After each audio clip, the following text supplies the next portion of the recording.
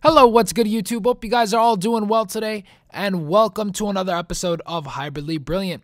Now, this series has been getting pretty good reception from the viewers, so I will be doing much more of these since you guys are liking them, so I appreciate it, and I thank you that you guys like my teams, because I never really thought anyone would like my crazy, wacky teams that I put together sometimes. But I'm on FUTWiz and Foothead all the time, just constantly building teams, and then if I build one I seem to like, I go ahead and build it on Ultimate Team, play a couple games with it.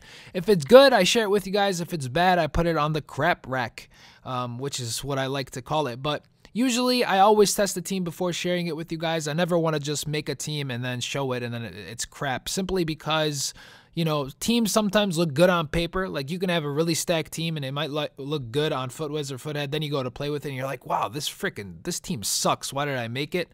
So I always use my team before sharing it with you guys. Now, this team is going to be featured in a couple of episodes and staying in D1. So there won't be any gameplay footage in this video, but you guys will at least see it. Now, it's in the 4-4-1-1, as you guys can see. It's one of my favorite formations this year. Not my top favorite, but it's up there. You guys might not like it, but it plays similar to the 4-2-3-1. So if you guys like the 4-2-3-1, I'm sure you'll like the 4-4-1-1. Now, if you use it and you're just not successful with it, please don't come at me and yell at me and be mad at me. So that's a disclaimer. But we're going to go ahead and start off with our goalkeeper, who I've used on many teams. You guys have seen him. De Santis, very cheap Italian Serie A keeper. You can go with many other options. So if you guys have more coins and you want to get someone like Buffon or Inform Marchetti, I don't know how much Inform Marchetti goes for or how good he is, but you can definitely go with a different Serie A keeper and still this team will still work.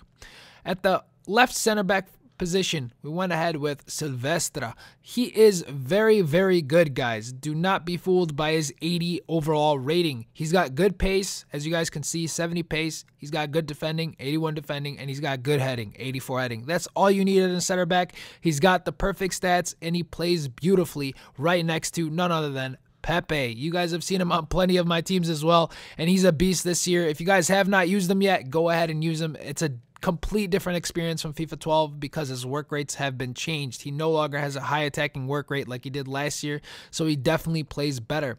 Now, moving on to the left back position, we went ahead with Jordi Alba, and you guys will see why we use Jordi Alba. Now, he does have a high attacking work rate, which kind of sucks in any four-back formation, simply because if you have a high attacking work rate on your left and right back, they just push up the pitch and then you're left with two center backs to defend for you. That's why the three at the back is so popular this year, for that very reason. Excuse me. Moving on to the right back position, we went ahead with João Pereira to give Pepe 9 chem. Again, he has a high attacking work rate, so you really have to be careful defensively, maintain possession of the ball. If you do lose possession, make sure you manually control your right back and bring him back into position, right back or left back, that is. So you got to be really good defensively. And actually, if you're bad defensively, use this formation to get some practice, because you got to work your tail off on defense to make sure you're doing well. And at the left mid position, David Villa, who was actually one of my favorite wingers on this game this year.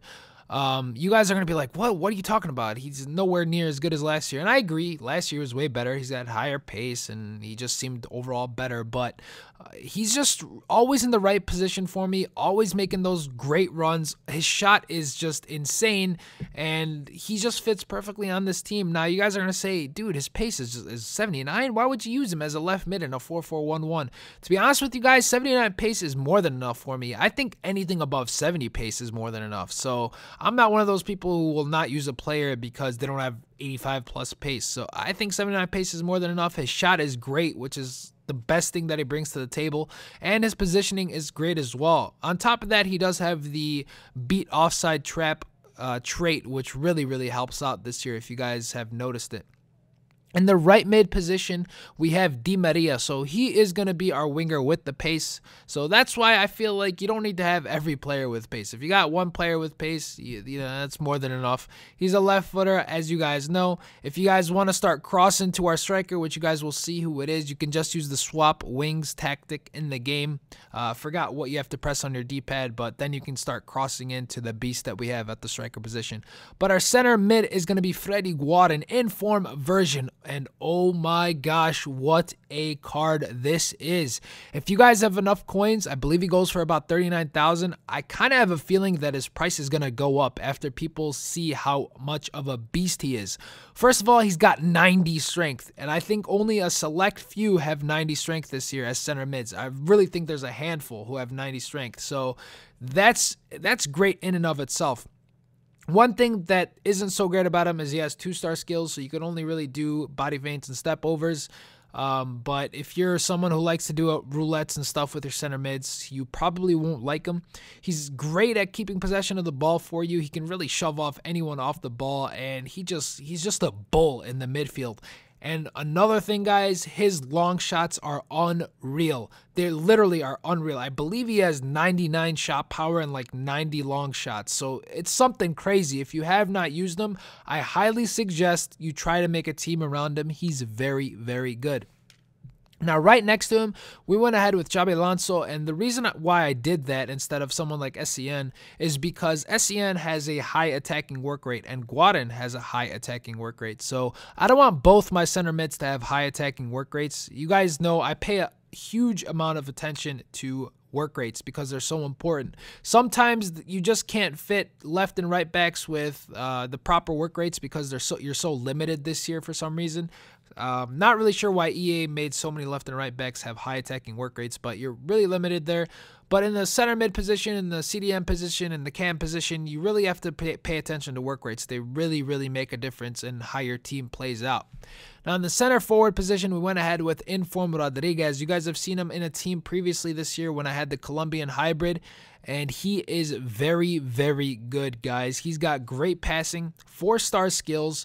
I don't know what's his weak foot. I think he's got a 3-star weak foot, which isn't the best, but it feels better in game, to be honest with you guys. You guys see his stats there, 85 passing. He feeds through balls to our striker that you guys will see in a second. I'm sure you guys can guess who it is. Very beautifully. Very good player. Highly recommend him if you have not used him. Obviously a little bit expensive, 43,000 coins there. So that's the only thing that's the downside of this team, is it's a little bit pricey because of a couple players. And finally, our striker is going to be none other than Falcao. Yes, sir. That's who is going to be our striker. Now, you guys have heard me say, man, I really didn't enjoy using Falcao this year, but I think it was because I was using him in a 2-striker formation. And in a 2-striker formation, like, I used him in a 3-5-2, and I hated him. I'm like, man, he sucks. I don't know why people like him, but I used him in this, in the 4-4-1-1.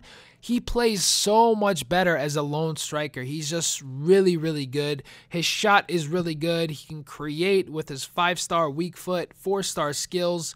Very, very good player. Don't need to say much about him. And that's what I was mentioning, that if you guys want to start crossing in game, go ahead and put swap wings, and then you can start crossing with Di Maria and David Villa to Falcao, and he's going to win anything in the air. Literally anything that comes his way, he's going to win it. But Rodriguez and Falcao just play so well together. They play so well together. The total cost of this team, I believe, costs nowhere. Not too expensive. It wasn't more than 200,000. I'll put a little pop-up that says the total of the team because I never really calculated it. So you guys should see something pop up on the screen that says the total amount of coins this cost. But with that said, guys, give this team a shot if you enjoy it. It's something that you probably won't see every day. Obviously, you can replace some of the players if you really want to, starting off with the goalkeeper, and then really with the left back and left mid position. If you just find someone that has well, it's got to be a La Liga. The thing is, you can do a lot of things to make this team work. You can use Cuadrado, I think his name is, which is a Colombian right mid, and pair him up like that if you move Guarin over and then you want to do that. I mean, there's a lot of cheap options that you can do if you don't have a lot of coins. So just keep in mind when you're watching these videos, I always give you options of what you can do to make this team cheaper. One thing you can't do, obviously, is swap out Rodriguez because his non-inform is a left wing. Now, you can obviously go out and get Muriel, which is fine as well because he's got 90 pace, but I just really want to use Rodriguez because he's so good. His shot is good too, by the way. Anything that comes off his left foot just is in the back of the net.